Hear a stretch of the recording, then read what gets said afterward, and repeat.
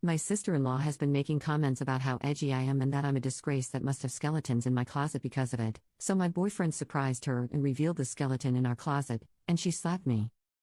How do I put this? My sister-in-law, 56F, thinks I, 32F, am obnoxious.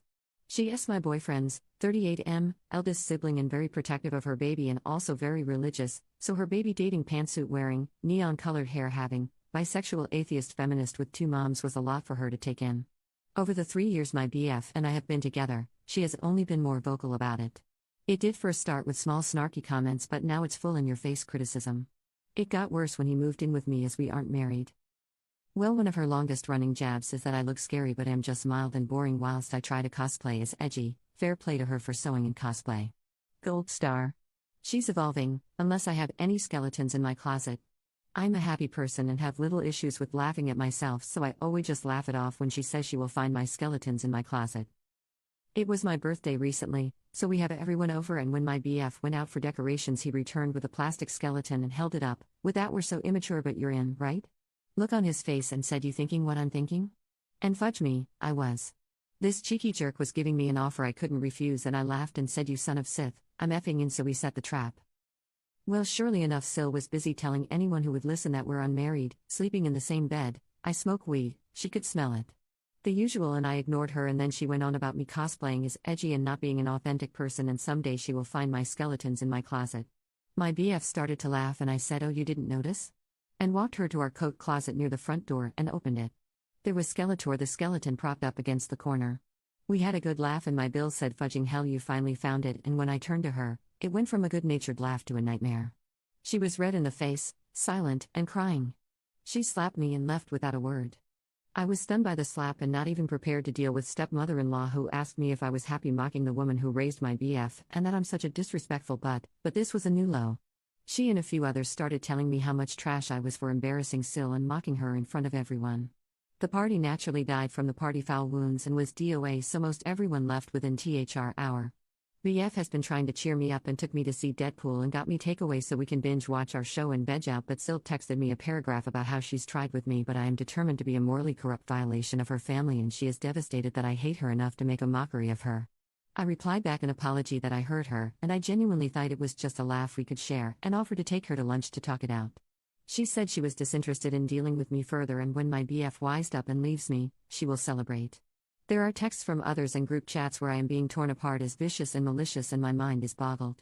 I know there are 100% times that when a person says it's just a joke they are astronomically the jerk. So am I the jerk here? Update 1. Facebook is such a pain. Sil took to social media and made a post and tagged me.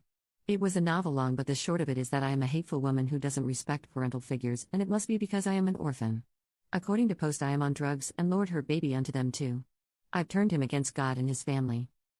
My man damn near blew the lid off our home when he saw it, as he is on FB more than me. He called her and demanded he take it down, but the damage was pretty much done. Family out the woodwork are sending me rehab center links, church counseling links, sex addiction help, and my personal favorite is before me and after me photo comparisons, where before me is a photo of him in church with his family at a Mother's Day service and after is a snap of him at a concert with his tattoos showing, drinking and clearly drunk. Some people even came to the house to stage an intervention. My guy only started to shout and make them leave our home when I was referred to as a classless and shameless slut. Let me transparent, we use THC and weed, but it's legal here and we have jobs and maintain a good life. The after me photo is not actually when we were dating, it was beforehand. And I am not an orphan. Sil is married to an alcoholic who just recently got hammered. Abed wrecked their car, then got arrested for being belligerent with the police and refusing to leave after his car was towed. All over a some freaking dummy? Oh, and I am a shameless slut. So that one felt like a compliment. So I talked with him about limiting contact and he got upset. He loves his family and despite this freak show, he loves his sister. He got stressed out and started to have a panic attack. I helped him recenter, got him water and held him until he was calm again. He asked we give it a bit of time to die down and he will try to talk sense into Sil. So we're giving it time. I'm not mad at him. I know this is hard for him, but this is crap and I am being bombarded with texts and even emails telling me I am some demon woman who is shooting up my soul who hates Christians, and none of that is even true. It's just a lot and I am hating every moment. Update 2. Well, I am out of emotional real estate here, but here goes everything. I have a feeling this isn't going to be short, so TLDR, Sil is depressed and self-harming after we cut her out and BF is clearly hurting. I guess I have to start naming people as this is becoming something of a saga. My BF Dean, I'm a supernatural fan, so Sumi lol, sat me down a few days after my last post. He was very, very calm, and that was my first sign that I needed to gird my loins because I was in for a doozy. For background, generally, I am the calm, logically lead one while he is passionate and deep feeling. In this, we became polar opposites of that norm. He looked me right in the eye and asked me point blank, no BS, how this was all affecting me. Every time he would ask before, I just couldn't bring myself to tell him how upsetting it all was, since I was the put together one all the time, but this time, because he was so calm and direct, I just broke down. Nightmare isn't the word. It was hell. We live around what is known as a small big city, meaning it's big, sure, but once you get in certain circles you find that everyone knows you and you know most everyone, or at least someone who knows them. So, in a way, it can be like a small town. Our state is generally religious outside our city. So rumors spread. With my Sills, I will call her Ren going forward, social media attacks on me, it was the scuttlebutt everyone craved. Some people sided with her, not most, but enough. I was getting dirty looks, rude treatment. My hairstylist is their cousin and she told me she can't work on my hair anymore until this is resolved, as she was getting pressure from the family, i.e. Ren and stepmeal Penny. It was schoolyard and immature, but it was enough to make me feel bad. I got done saying all this to Dean, and he said, okay then, we will block them. So matter of fact. I knew it costs a hard thing to decide on for him, as he loves the life out of his family and they are Hiu world, so I pushed back at the idea, saying as much and that I could never stand in the way of him and his whole family. I started to cry harder, and he had to sit me down and get me some wine and water and blanket burrito, ed me and hugged me until I could talk again. I said I couldn't live with myself knowing I made him choose me over his family, and he said I hadn't made him, they did. We then started talking logistics because he wasn't budging. I was sad the whole time, because I am usually tough and have a don't give a bad attitude, but he is so close to them and I am not overly close with most of my own family. I hated taking something so rare and beautiful away from him, my fault or no. We cut them off. Blocked almost everyone after sending a text what was happening and why. And worse, it was Ren's birthday party the next day. I took my guy to a festival happening in the city so he wouldn't have to think about it, and we were out until 2 or 3 the next morning. When we got home, our neighbor said we had a lot of people coming to knock on our door. 1 or 2 at a time. And a couple then asked our neighbors if we were home. Later, when I was making lunch, the police came by for a wellness check. They said his mother is concerned about him. Him. Not me. Just him. Dean said coldly that his mother is dead, and if his father's wife sent them, he wanted it on record that they were not in touch and he wanted no contact. Penny was at our door by dinner. Some of this was before I got into the room because I was cooking, but Dean told me he heard a knock and thought it was the neighbors and opened without looking. Ren was standing there, eyes red as if she had been crying. She asked to come in and he said no, so she started to cry, loudly, and I heard it and came to see what the fuss was. She had fallen into him sobbing and wailing, asking what she did that was so wrong that he's treating her like this. That he's her baby, and she loves him, but he is so cold and mean to her now and all that BS. I was angry, but I saw his face, he was tearing up, and pushed her away, asking her to leave. That's when she saw me. She was sobbing an apology like, I am so sorry if I ever made you feel like you're not family. You won. Please don't take my baby from us.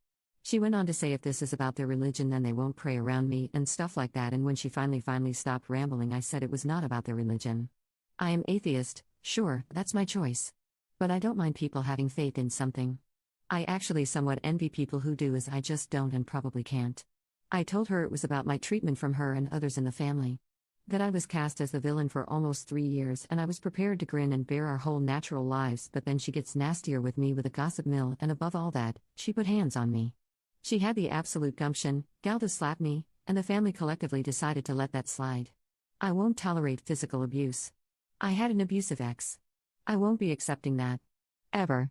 Honestly, that was the singular thing that made me realize 2 things: she will never respect or care about me, and more, that I can never respect her ever from that moment on. It all just flooded out me.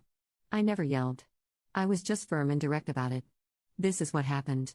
This is the hurt you did, and here are the consequences. She practically collapsed in our home, wailing by the time I finished, and she would interject, okay, you hate me, I get it, or I'm sorry. I'm so sorry, and things like that. I asked Dean to get her water, and he did. When he returned and handed her the glass, he said she should drink something, and she shook her head and said that she couldn't. We asked her if she hurt herself getting to the ground, and she just got really calm and wiped her eyes and had this weird frown, tears still streaming down. She told us that she came to apologize, and she apologized, but we've been clear we don't want anything to do with her or the family, and that breaks her heart. She can't eat or drink anymore because life is not worth living knowing Dean hates her. Dean shook his head but said nothing other than don't mistreat yourself like that. That's not fair. Then she just walked through the door and said that I won, he's mine, and to please take care of him for her. The moment the door closed, Dean started to cry. I tried to comfort him, but he pulled away. He said he isn't mad at me or anything, but that was just a lot, and he feels like trash. He told me he knew she was being manipulative, but he almost wanted to take her apology because it's just been so hard, and she will spin this somehow to make us look as callous and hateful as possible, and his father would be ashamed of him. A week goes by, and Dean has cheered up a bit. He apologized to me for crying, to which I said he never has to apologize to me for his feelings or crying or anything like that, and that I am proud of him for being rational in an entirely irrational moment.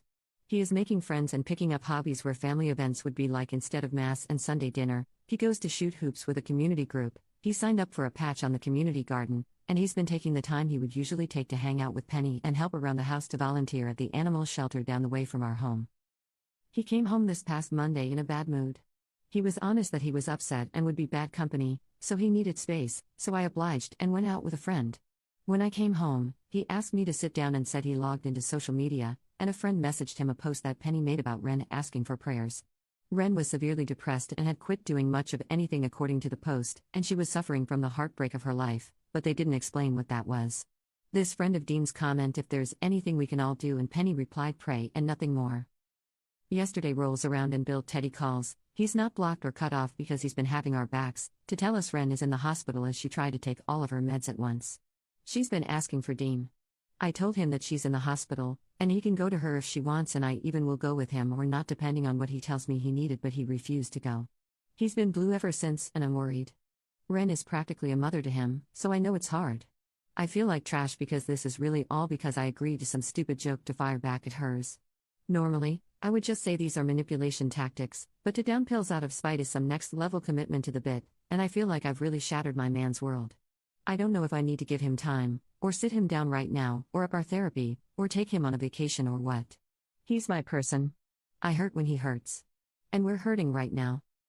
Sorry this went so long, I guess I had more to say than I thought. Commenter 1. Does anyone else think she might be Dean's bio mom? There is an 18-year age gap between them. Commenter 2. Possible. I was 13 when I learned in an argument my sister was my mother and mom was my grandmother. Fudged me up for 20 years. Update 2. We've endured a lot from his family at this point. From them calling into my job to complain about me, to the police coming by because I am abusing him. I won't make this another War and Peace manuscript by typing all that happened out, but it's been a lot. Dean got a job elsewhere in the state. It's been a roller coaster for him. We talked it out and he accepted.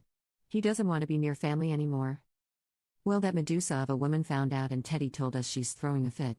So I just knew she would come around soon. I told Dean this and he looked at me and said, "You think so?" And I said, "I know so." So he came home that next day with more skeletons. They are propped up around the porch, in the yard, and next to the garage. They have names. He named them. Boney Stark, Meryl Monroe, Tibia Turner, he's given them backstories. The man has lost his mind, lol. Sure enough, she showed up. We have a ring cam now, so we both got alerts and saw her coming. He got up and said he would take care of it, so I just watched the cam and stayed in bed. He tells her to leave and she demanded to know why he was moving. She was blaming it on me, making it seem like I bullied him into the job and he needs to come to his senses and leave me. He refused. So she slapped him. Twice. Then started to cuss at him, hitting him with her fists, and he backed up and pushed her away. Then she falls and starts to scream that he's hit her and that he's a monster and she's calling for help. She woke up the whole neighborhood with her BS. Dean was doing his best to stay calm but opened the door and told me to call the police. And I watched her smugly say that if he dares, she will tell them that he and I attacked her. And shows him her arm, and says she had the injuries, and no one will believe him. He just stared at her and went inside. She went nuts and threw Boney Stark into the rosebushes. Then, she sat on our porch just chilling until the police arrived. She threw on the waterworks the moment the cop car pulled in. She actually had gotten out of the chair meant for Boney, lay down on the stairs and started to cry. Police sorted this pretty quickly because as Oscar-worthy of a performance she gave, we had footage. It was my turn to be smug.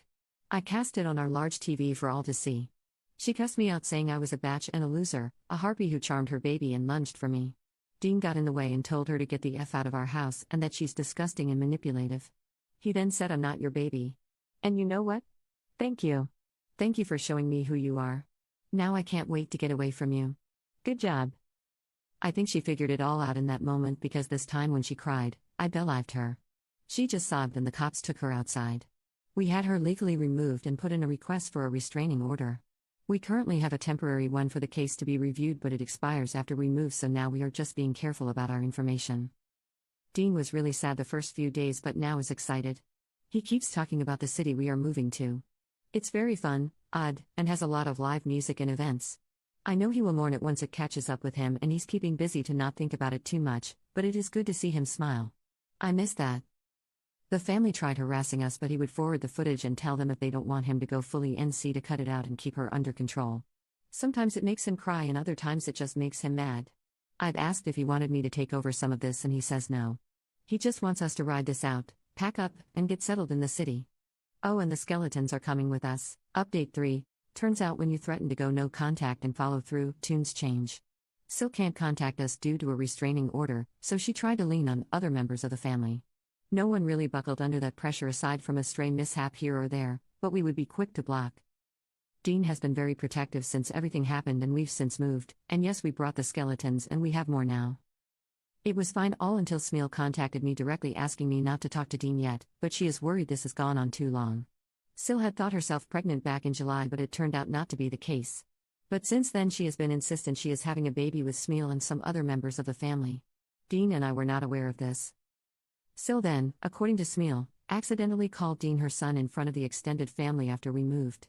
This has put it in her head that this might be possible. I don't know quite what to do. I haven't told Dean about this yet because it's ridiculous and sounds too much like a soap opera or something. And he's finally in a good place and staying no contact. We are closer to my family, not related but the closest I've got to family really, and we've had a full social calendar since we've moved. I told a friend about this and she says I have to talk to Dean about this so he's not blindsided later, and I would normally agree, but I hate that this woman has been on our minds so much of the time all the time and don't want her to continue to ruin what we have.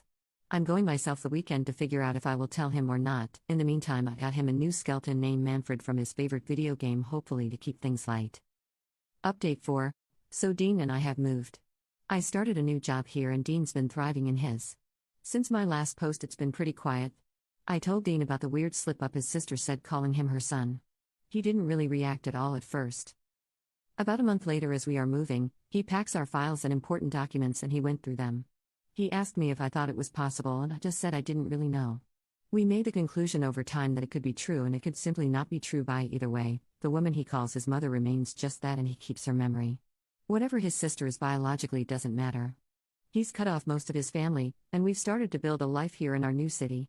Teddy visits sometimes, but it's mostly just me and Dean. We recently got engaged after we adopted a dog and he joked that now that we have a child, I should make an honest man out of him. It's a lot happening, but after we had our fun with skeletons at our new place, we literally dressed them for every odd holiday or legit holiday, doesn't matter to us, and added some Wolf name tags and costumes. It's safe to say this is just tradition now. Last month, Teddy told us that Dean's sister punched their stepmother in the face. We don't know why, but we do know charges are being pressed. I guess it's good we got away when we did. So I guess this is my last update. Thanks for letting me vent about this insanity. Send me any ideas you have for skeleton names. We have more in the basement but don't have names for them.